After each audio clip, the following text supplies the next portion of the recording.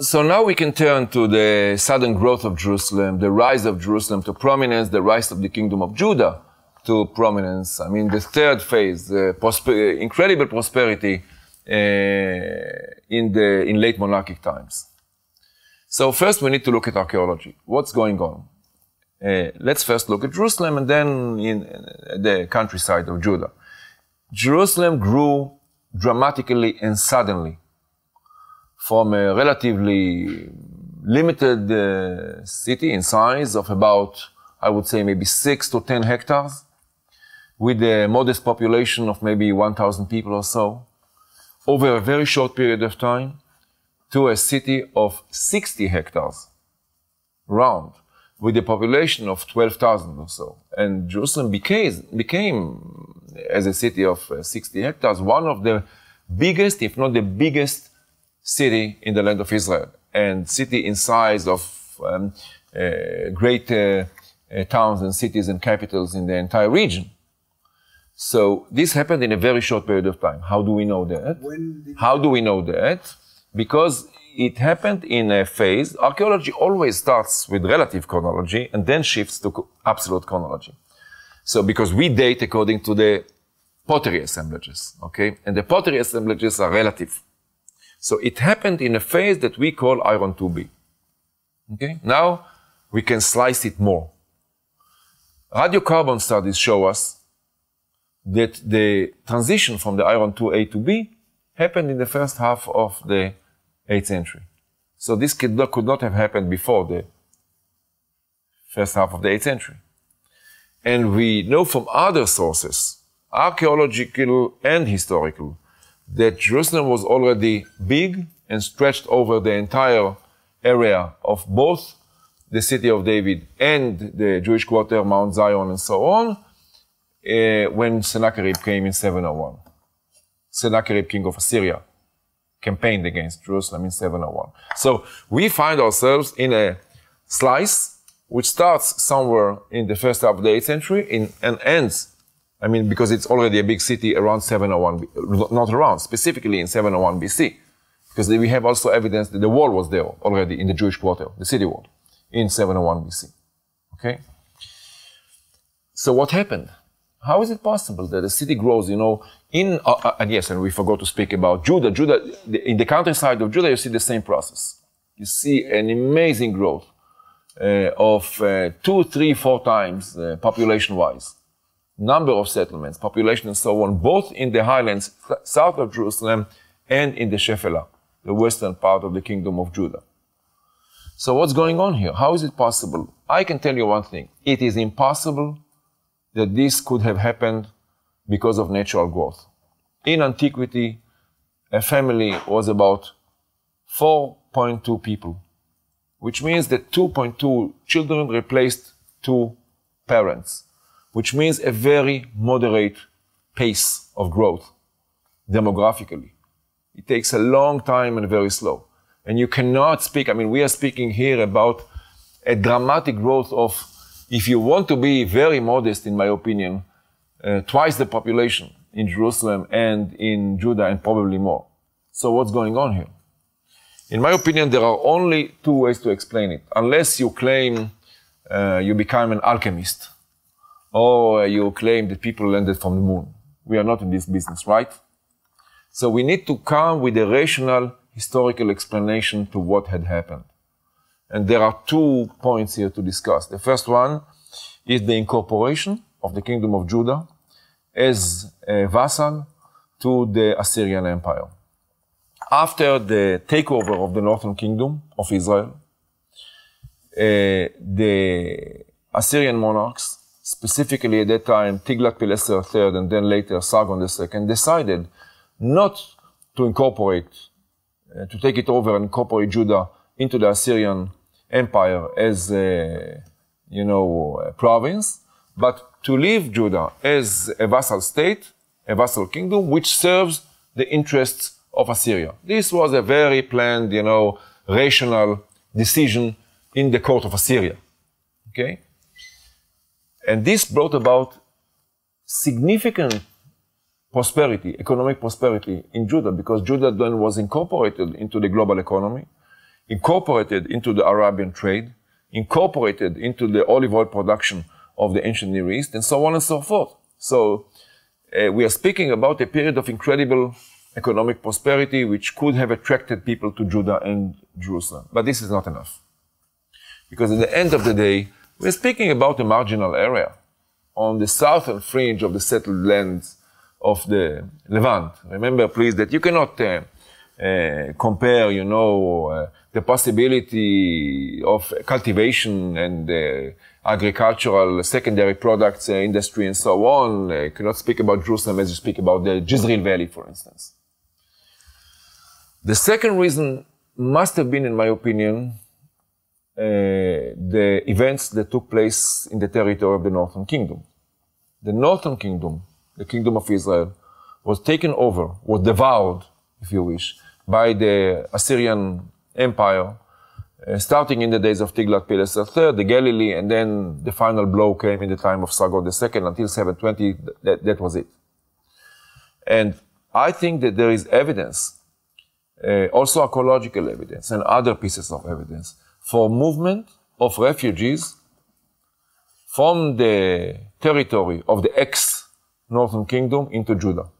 Now, I don't want to go into this, whether they felt, close to Judahites, whether Israel and Judah were indeed sister kingdoms, yes or no. It's a very broad subject, and let's not go into it. But the fact of the matter is that there's evidence, in my opinion, that this did happen. Let me give you some examples. First of all, in archaeology, we see in Judah objects which we can point out to that had originated in Israel, and that we see in Israel, in the north, in the 9th century BC. They appear in Judah only in the Iron 2B in the late 8th century BC or the 7th century BC.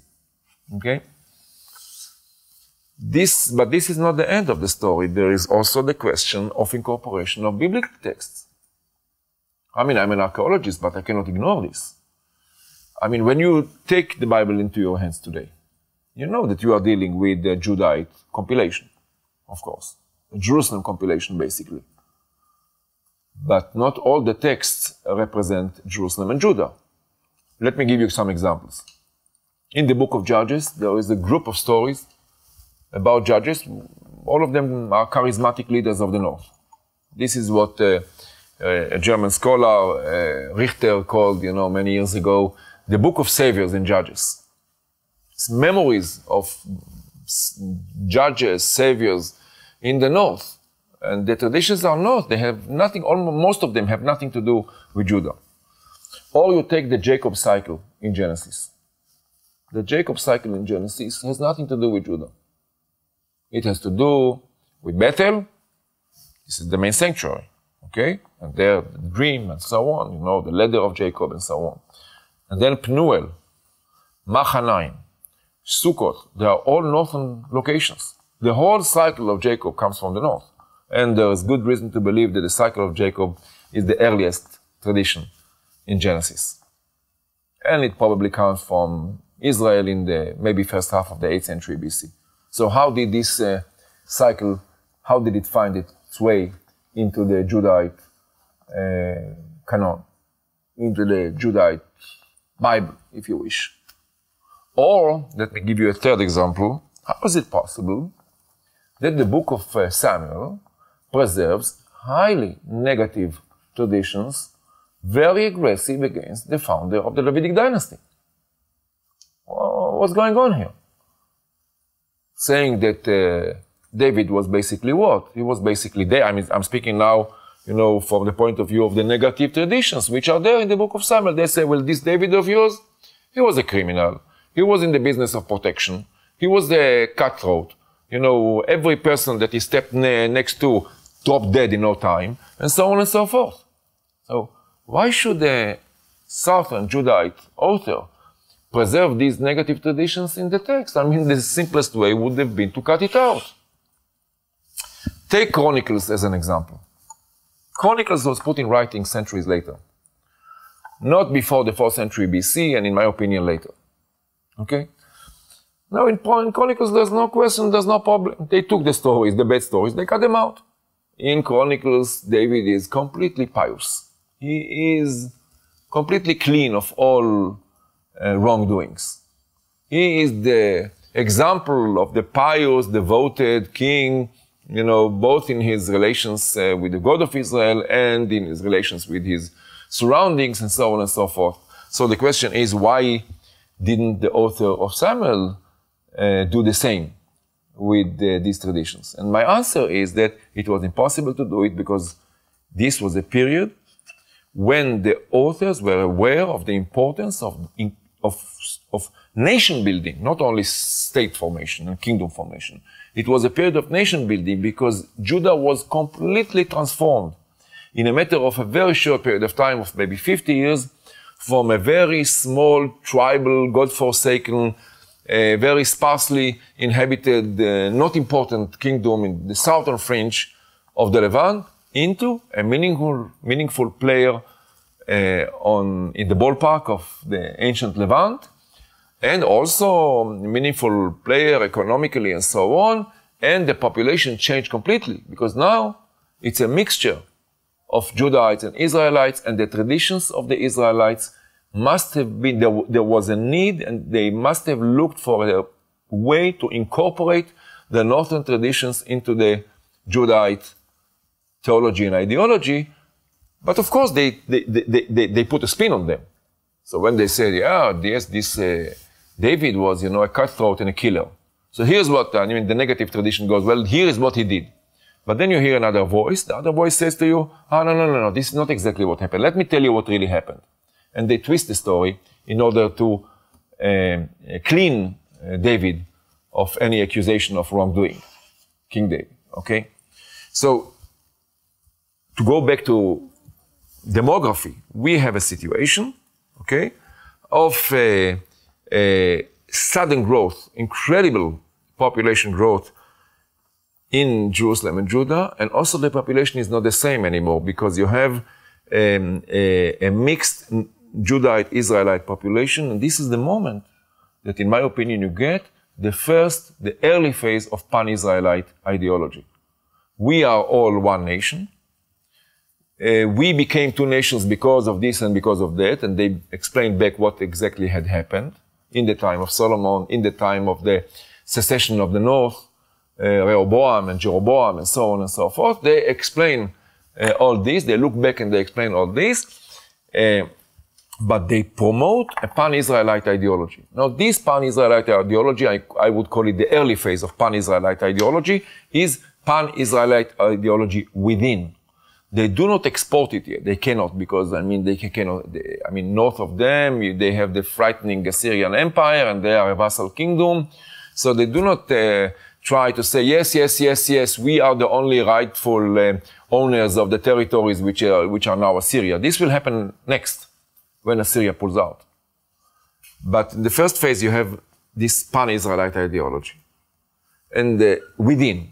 And this is the background. I mean, Assyrian Empire, fall of the Northern Kingdom, economic globalization and so on. This is the background for the sudden growth of Jerusalem, when it becomes a real important player under Assyria as a vassal kingdom on the scene. And as I told you before, because I do not believe in slicing, kingdom formation or state formation into pieces, it all comes in one package. So prosperity brings about administration, and the situation of sudden population growth calls for an ideology which is centered around the Davidic kings and around the temple in Jerusalem, and the pan-Israelite idea, which sells you the story that says, well, we are all brothers, we have only two conditions.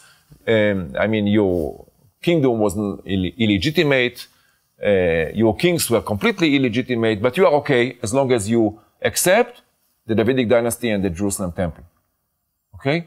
And then there's a need also for compilation of texts. So in my opinion, the beginning of compilation of ideological texts in the Bible is at that point of the sudden growth of Jerusalem in the late 8th century.